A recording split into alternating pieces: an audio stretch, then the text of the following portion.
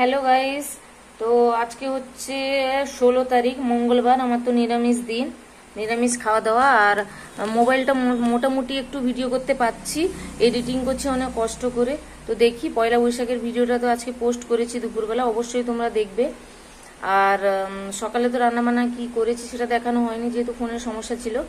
তো ভাবলাম এখন যখন ফোনটা অল্প মোটামুটি একটু ঠিক আছে, তো চলো কি কি রান্নাবান্না নিয়ে এসেছি তোমাদের সাথে শেয়ার করি।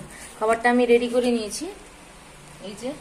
তো ব্যাক ক্যামেরায় দেখাচ্ছি কি কি খাবার। নিরামিষে আজকে নিয়ে এসেছি একদম হালকা পাতলা তরকারি, কারণ এমনি কদিন ধরে একদম খাওয়া দাওয়া জোর হচ্ছে, সেই কারণে আজকে একটু ইচ্ছে করলো নিরামিষ একদম, এমনি তো মঙ্গলবার নিরামিষ, একটু পাতলা ডাল খেতে আর কি। তো চলো দেখিয়ে দিই কি কি এনেছি। যে ভাত, কুন্দলি সেদ্ধ তো মাস্ট থাকে, বেগুন ভাজা, এটা হচ্ছে ওই যে খামালু খোলা হয়েছিল বাড়িতে, খামালু ভাজা।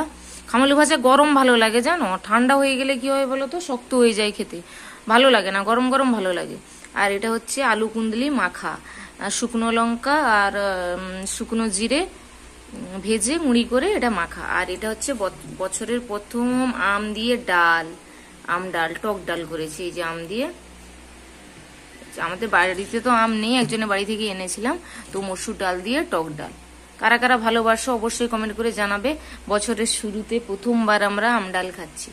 আর এই গরমের দিনে কিন্তু আম ডালটা আমার ভালো লাগে, বাট সবসময় ভালো লাগে না, মাঝে মাঝে তাও ভালো লাগে। আর কি বলতো, আমার কিন্তু ফোনে ঝাপসা আসছে, ক্যামেরাটা বুঝতেই পারছো কিনা বলতে পারছি না, কিন্তু হ্যাঁ মনে হচ্ছে। তো চলো খেয়ে নি, তোমরা ভিডিওটা দেখতে থাকো।